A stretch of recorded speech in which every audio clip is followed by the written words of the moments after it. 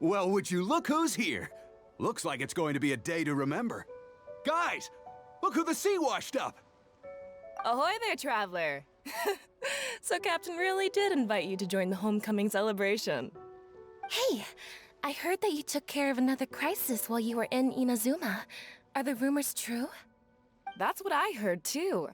Thanks to you, Inazuma's Vision Hunt decree was finally put to an end. Well done, traveler. Captain's got quite the eye for people. She said she was sure that your trip to Inazuma would stir up some waves. And sure enough...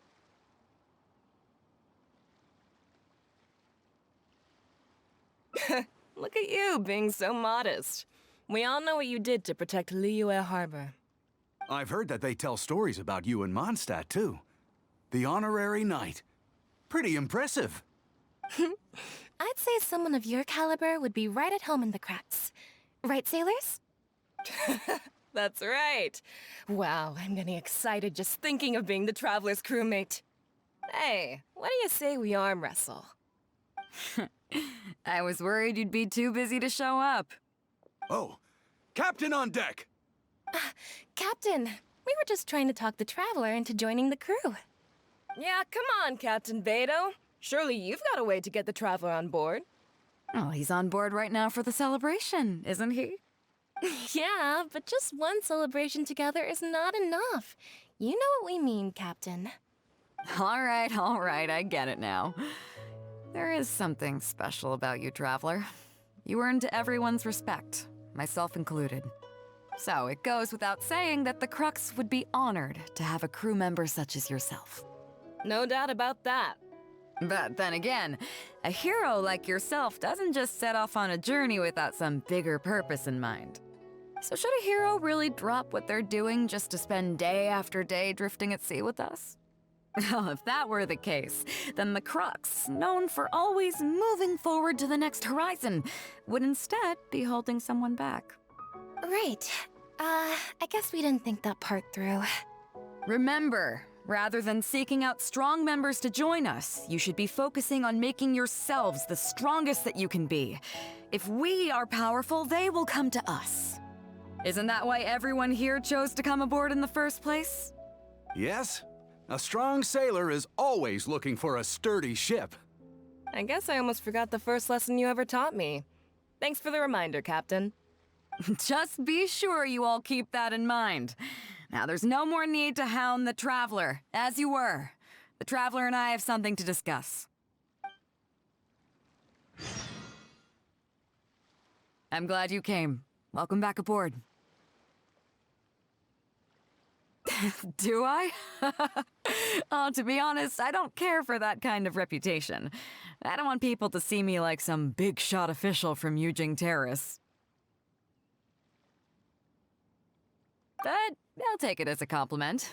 I'm glad you see me as well-respected. I can't go getting too caught up in my own reputation, though. That's certainly not how the Crux made it to where we are today. As the head of the fleet, my task is to keep us on the right course, no matter how turbulent the seas may become. But then again, the crew isn't usually this riled up. It's not that they're arrogant, they're just bubbling with ambition, that's all. Their excitement today comes from their great respect for you, both your strength and your character. So please, don't take it the wrong way. Oh, is that so? Well, it just so happens that we're doing some recruitment and training for new crew members while we're back. It'll be a first-rate chance to learn the life of a sailor. Since you're interested, why don't you come along and experience a sailor's life firsthand? I'm curious to see if you'll take the sea by storm in the same way you have on land. Good. Come with me. I've got something interesting for you to see.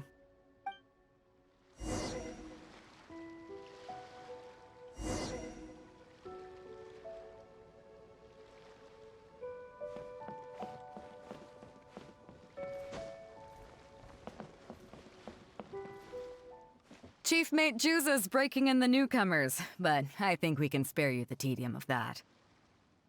After this, the new crew members will be arranged into 2 teams for more specialized training, according to their own aptitudes and the needs of the fleet. One team will learn comprehensive survival skills, including maritime emergency rescue, marine meteorology, psychological counseling, and so on. They will serve as the support team for the fleet, ensuring safe navigation. That's why we call them the Shield of the Crux. The Pen of the Crux. Oh, that's a wild idea. Unfortunately, this ain't the Wanwen Bookhouse, kid. As one might expect, we call the other team the Spear of the Crux, because they'll be learning about naval warfare. They'll make up the armed portion of our crew. Also, they're responsible for handling the fleet's cargo deals. So, what do you think? Which team is for you? As I expected, you have a will to protect others. There are two main subjects that the Shield of the Crux focuses on: survival knowledge and entertainment. As I was saying earlier, survival knowledge includes prevention of injuries and diseases at sea, navigation and cartography, basic meteorology, etc. You can go learn about these skills from Yinxing, Huixing, and Liushi.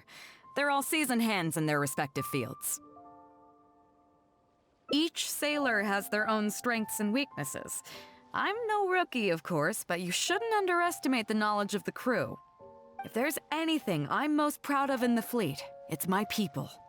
Go and get to work. I'll have some questions to test you later. I look forward to seeing how you do.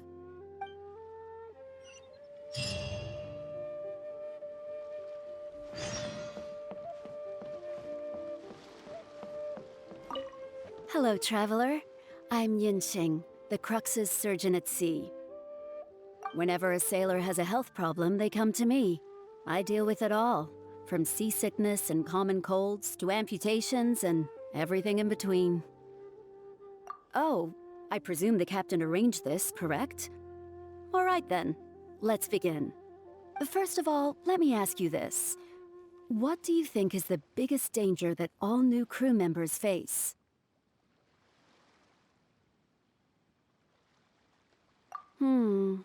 That can certainly be a problem at sea, but it's not the biggest danger. The most dangerous thing for a newcomer is to underestimate the dangers of life at sea. Oh, I have seen many new crew members who see themselves as young and fighting fit and have no regard for safety. They think that since they are tough enough to look after themselves on land, they'll be fine at sea as well. Those are the ones that always end up in the sick bay. Everyone should know that being a sailor, especially on a long voyage, is a brutal job in an unforgiving environment. We have to face malnutrition when we're short on supplies, all kinds of injuries and diseases that the harsh ocean weather can bring, and even the psychological problems that can arise due to isolation and the lack of entertainment.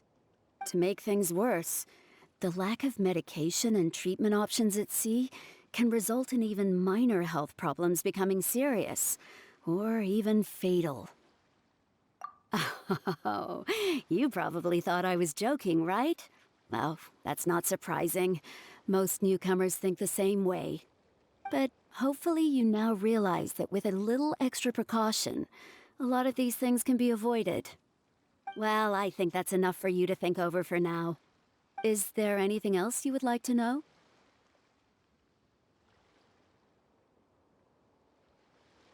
Captain Bэй Dou? Well, out of everyone I've met, she probably values people's lives and safety the most. Although I'm just a doctor, Bэй Dou has given me the full authority to send any newcomers who I don't see as fit for service off the ship, until they are ready to come back with the right attitude. Every time we're stocking up before a voyage, medicine takes top priority. I'm even allowed to choose the suppliers, regardless of the price. We have adequate budget for medical expenses.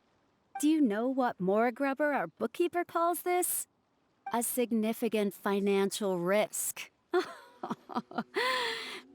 But Bэй Dou knows the importance of having a healthy crew. That's why she has authorized me regardless. She places her full trust in me and believes that I can solve these problems. Of course, I have proven her right. So, to answer your question, that's how she thinks. Is there anything else you would like to know? Oh. Are you concerned about them? No wonder Captain Bэй Dou thinks you're different. There must be more to you than just your strength. If you can convince Mora Grubber to show you the books, you'll see there is a regular fixed cost, titled Convalescence Payments and Incapacity Support for Injured Crew Members. Regardless of the fleet's income, those who have fought alongside us will certainly receive their compensation every year. Some of those that have returned to land have started small businesses, while others have chosen to go out traveling the world. The money is intended to allow them to live their lives as freely as possible. I'm sure being based on land helps a lot with that too. Still, we can't pretend like it solves everything. They call them life-changing injuries for a reason, you know. But if nothing else, it's good to know that while Captain Bэй Dou is in charge of the Crux, no one will get forgotten. Is there anything else you would like to know? Well, my pleasure. Okay, let's leave it there then. Be sure to take good care of your health.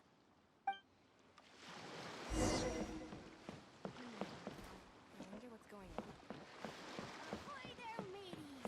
Time to set sail!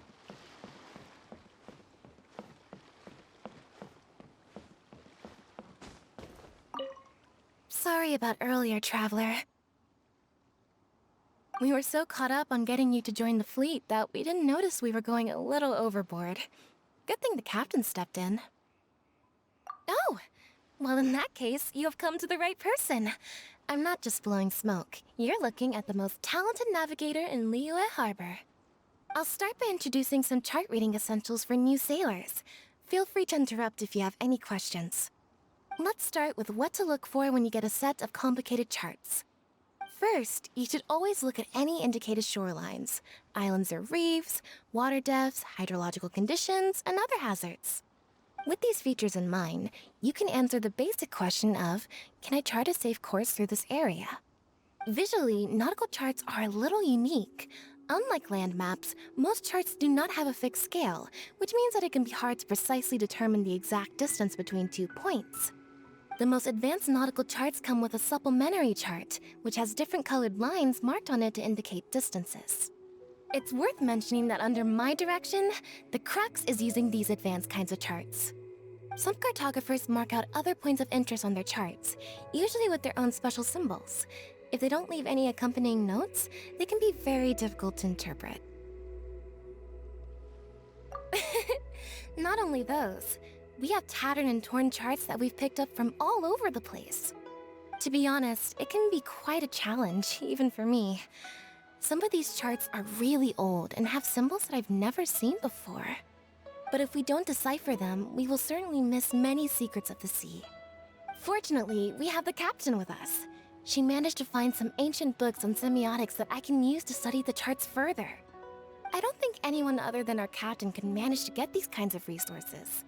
Old charts and ancient books on semiotics are not the kinds of things that are sold in your average marketplace. Oops, I've gotten off topic. Well, that just about covers the basics of chart reading. Is there anything else you would like to know, Traveler?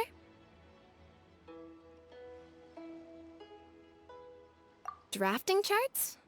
That's certainly a more advanced topic. To be honest, I've only attained a smattering of knowledge in that area. The charts we are using now are just revised versions of the ones left by the previous navigator. So my mapping experiences have been primarily limited to updating our charts to reflect changes in the sea. I think you can ask Captain Bэй Dou more about cartography. One time, the fleet sailed into an uncharted area by mistake. It wasn't long before we turned the fleet around and returned the way we came out for fear of potential hazards. But Captain Bэй Dou still managed to draft a simple chart of the area we sailed through for if and when we explore the area again. Incredible, isn't it? I was amazed to see that the captain could even do cartography. Because I have the talent, and she doesn't want to let it go to waste. She treats the whole crew that way. I initially had the same question myself. After all, in many fleets, the captain also works as a navigator. I couldn't understand her reasoning at the time, so I asked her. She just laughed and told me to wise up, saying that even Rex Lapis never fights alone. She wants everyone on board to master their role, so that the crux is not floating on her alone. That way, if the day ever comes when she's no longer with the fleet, we will still be able to sail onward without her. Captain Bэй Dou may seem aloof and even act careless sometimes, but the truth is that she's very considerate of everyone on board. Is there anything else you would like to know, Traveler? My pleasure. A friend of Captain Bэй Dou is a friend of mine.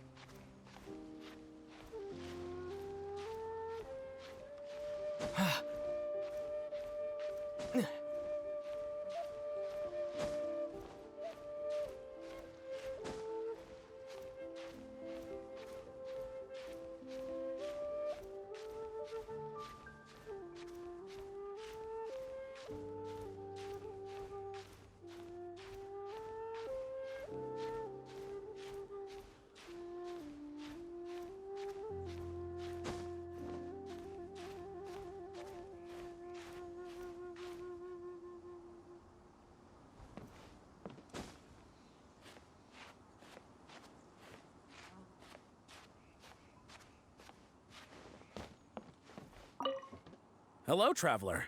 Are you here to learn about marine meteorology? In my line of work, I've got to have a pair of sharp eyes. I saw the captain showing you around the training grounds, and then you went to see Yingxing and Huixing. So I figured that she probably wants you to get to know the life of a crew member. Okay, let's get started. First, I'll introduce you to the basics of meteorology.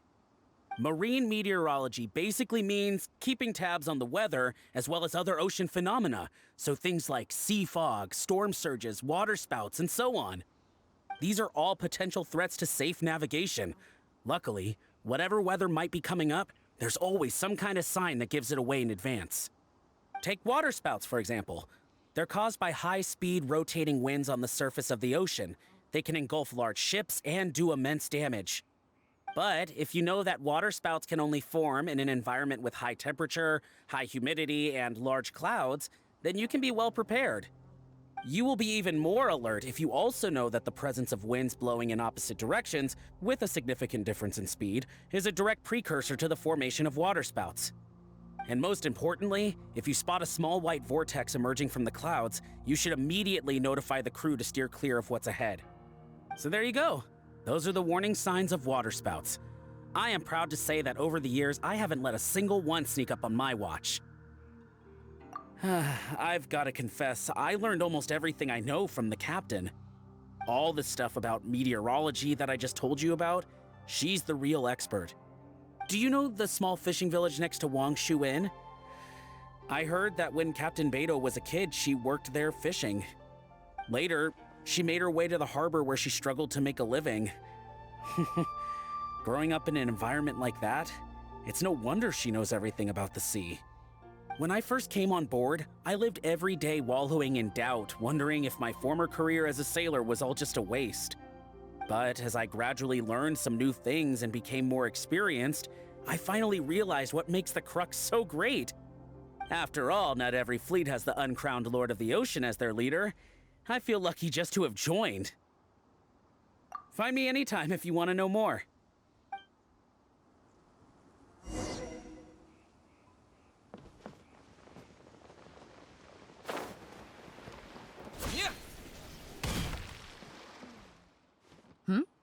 So you've already finished talking to the crew, huh? I thought it would take you a while longer. So, what did you think?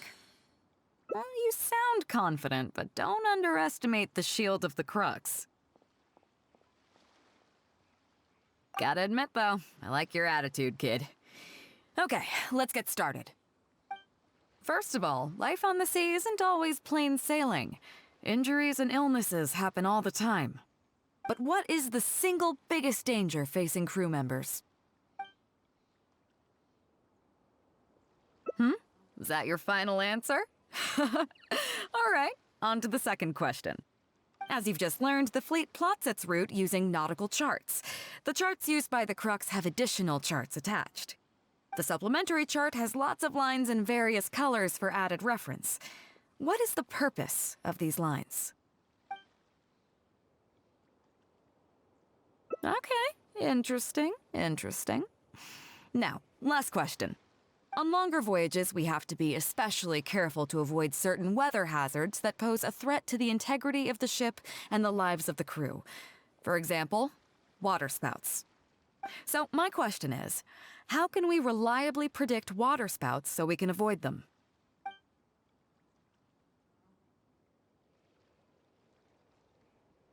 Okay, those are all my questions. Do you want to know how you did?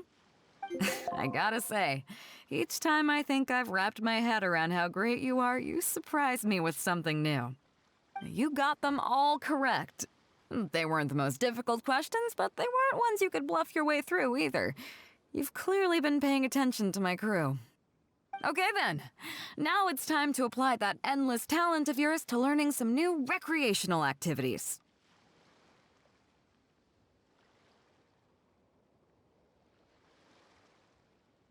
You need to realize that being out at sea might be fun for the first few days while everything's new, but before too long, looking at the same old sea every day and being so isolated from everything can really cause people to struggle mentally. That is why regular recreational activities are an absolute necessity. We offer a lot of fun courses for our newcomer training, including fishing, photography, chess. Oh, and thanks to Kazuha, these days we also offer poetry and music appreciation, as well as communal wind listening. Each newcomer has to participate in at least one, so that they've got some way of keeping themselves occupied at sea further down the line. Of course, if you'd prefer wrestling sea monsters with your bare hands, that can be arranged. Well, for today at least, let's stick to the training schedule drawn up by Juza. If I remember correctly, it should be photography today. Come on, I'll show you.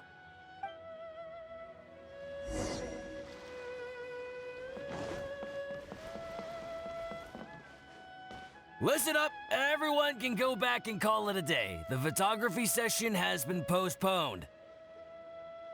What's going on here, Juza? Oh, Captain, there you are. Well, Captain, the photography teacher just sent word saying that she's fallen ill and doesn't want to risk coming in case she keels over in class. I see. That's quite unfortunate. Oh? Quite the multi-talented one, aren't you? In that case, why don't you help us out and lead the class today?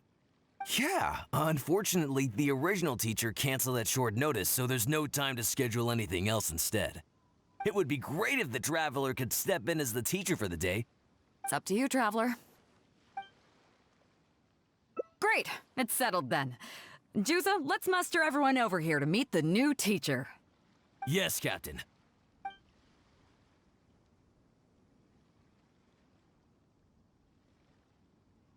Okay, that's 1, 2, 3. No. That should be everyone. Take it away, Traveler. Oh yeah? What's that? Fair enough. It seems like you already have someone in mind. So, who will it be?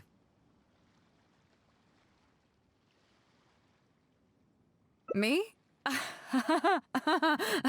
Well, we could do that, or... Guyunstone Forest looks extraordinary today. It'd be a pity to not capture the scenery for posterity. So how about we snap Guyunstone Forest for today's class? Then there'd be no need for a model. Come on, Captain. We talked about this. The photography class is supposed to be portrait photography. Have you forgotten? Scenery looks nice at first, but it gets boring after a while. I bet it'd keep the crew more entertained if we got them learning portrait photography so they could record moments in each other's daily lives. Those were your exact words, Captain. Were they now? Strange. I don't seem to remember anything about that. Well, then in that case, how about Huiting? I bet she's perfect for the camera. Or Fuzhong, or Mora Grubber, even little Yue. Seriously, Captain? Little Yue? You're just trying to wriggle your way out of this. This isn't like you. You are the captain, after all. Of all of us, you're the best suited to being a model. I agree. You were the one who invited the traveler to be the teacher, so you should cooperate, Captain. Besides, Captain, you've never had your photo taken. It's high time you got one. You know, a heroic and striking kind of picture. We can even use it to promote the fleet during recruitment. Real funny, guys.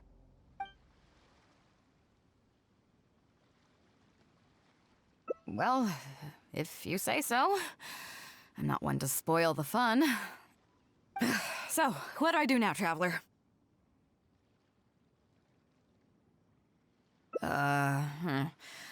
Like this?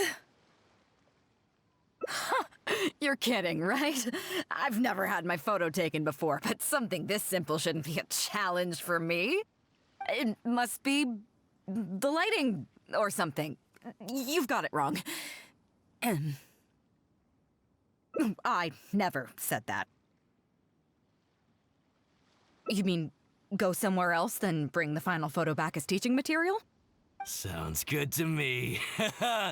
That's a good idea, isn't it, guys?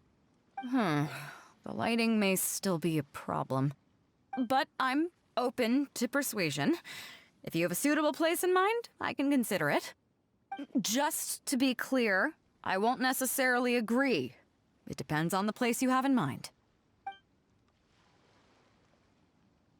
The fishing village near Wangshu Inn?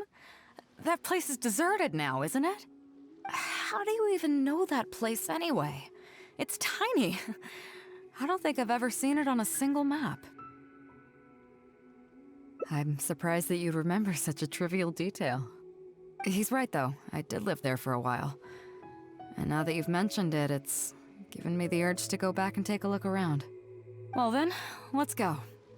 We can take this opportunity to pay my old home a visit.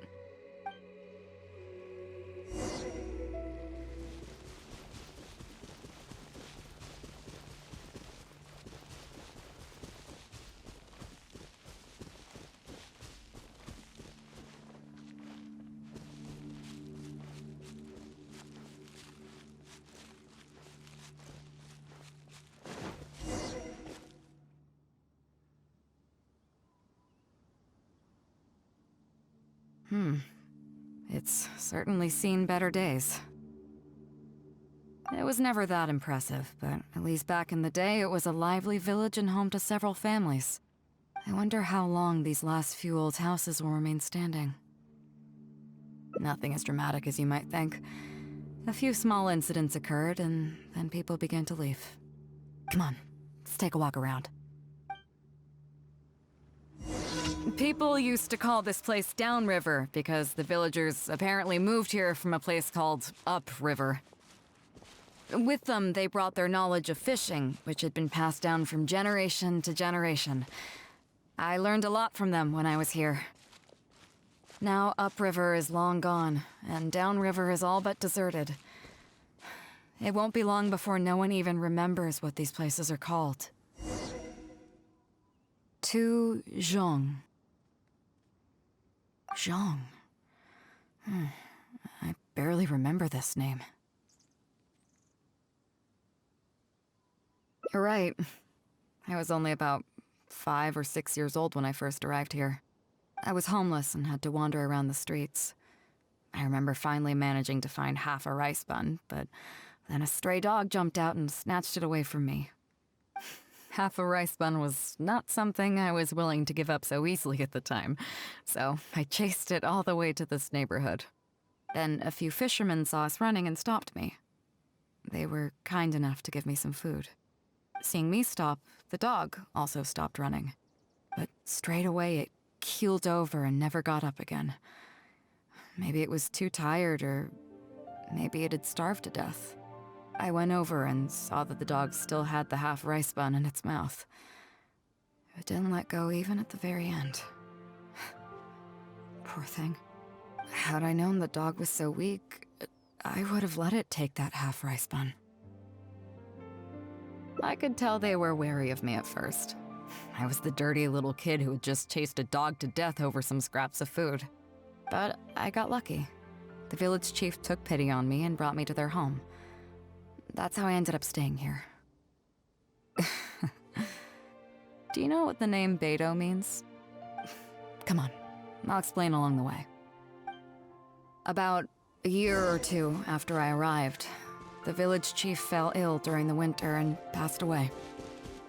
During that same period, the harvest was getting worse and the fishermen's catch was getting smaller day by day. Without the village chief to handle the situation, people began blaming each other.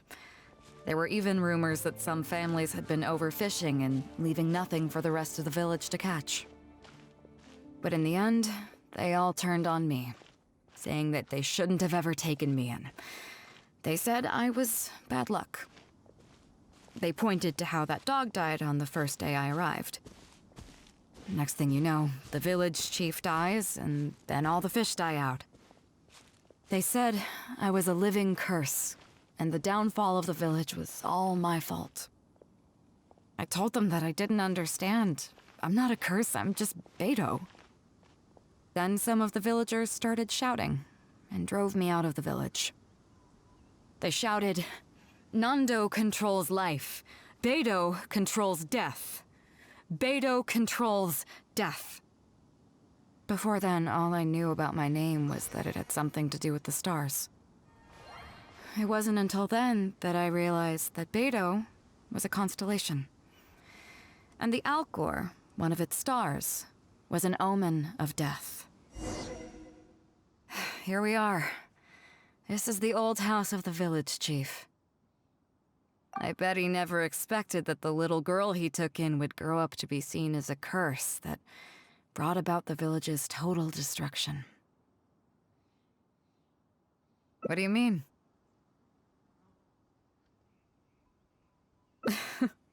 Is that all? And let me guess, you got to Inazuma and the Electro Archon's Gnosis was taken as well? Well, you seem to wreak havoc on a grander scale than I ever could. Oh, I get it. You're trying to convince me that I'm not cursed. I appreciate it, and I'll take it. Let's not forget that the people whose names stick around are the ones who emerge from the stormy seas unscathed, and the ones who get swept away in the wind are the fledgling birds who couldn't hack it. I, for one, have never encountered a storm I couldn't weather. But your journey's far from over, isn't it? Just remember, there's no telling what else you might encounter in this vast world. So if you ever find some idiot trying to brand you as a scapegoat just because you're the one who lived to tell the tale, tell them Captain Bэй Dou demands to have the honor along with you. Remember, you'll always have the captain of the Crux to back you up wherever you go. Two cursed scapegoats banding together for survival. Sounds like a recipe for disaster, but at the same time, I kinda dig it. I'm lucky to have a friend like you. Okay, it's time to get back to our photography. Right, teacher? Come on, let's not waste any time. Get it done while you can before I change my mind. So, do I need to strike a pose? All right. How about this?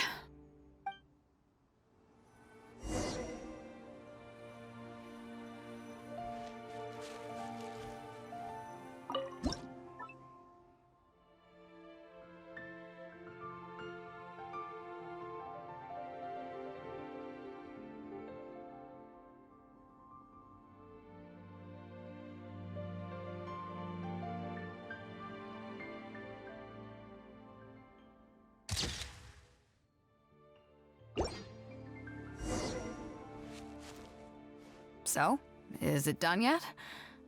Please don't tell me that it looks weird. Show me.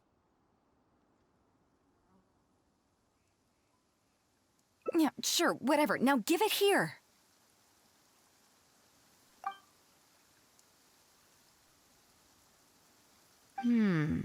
Yes. I see. All right. On behalf of the Crux, thank you very much for your photography class today. You've been an excellent teacher, and I couldn't be more satisfied. Now, as captain of the Crux, I am exercising my official right to requisition this photograph for future promotion and recruitment purposes. So I'm afraid I'll be holding on to this. That's fine with you, though, right?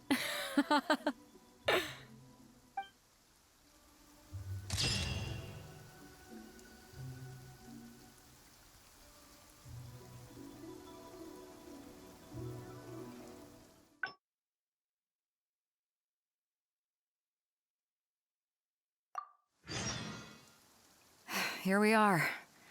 This is the old house of the village chief. I bet he never expected that the little girl he took in would grow up to be seen as a curse that brought about the village's total destruction. What do you mean? Is that all? And let me guess, you got to Inazuma and the Electro Archon's Gnosis was taken as well? Well, you seem to wreak havoc on a grander scale than I ever could. Oh, I get it. You're trying to convince me that I'm not cursed. I appreciate it, and I'll take it. Let's not forget that the people whose names stick around are the ones who emerge from the stormy seas unscathed, and the ones who get swept away in the wind are the fledgling birds who couldn't hack it. I, for one, have never encountered a storm I couldn't weather. But your journey's far from over, isn't it? Just remember, there's no telling what else you might encounter in this vast world. So if you ever find some idiot trying to brand you as a scapegoat just because you're the one who lived to tell the tale, tell them Captain Bэй Dou demands to have the honor along with you. Remember, you'll always have the captain of the Crux to back you up wherever you go. Two cursed scapegoats banding together for survival. Sounds like a recipe for disaster, but at the same time, I kinda dig it. I'm lucky to have a friend like you. Okay, it's time to get back to our photography. Right, teacher? Come on, let's not waste any time.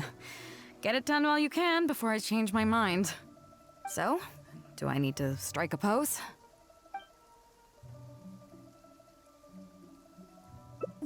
What? The nerve! What do you think this is?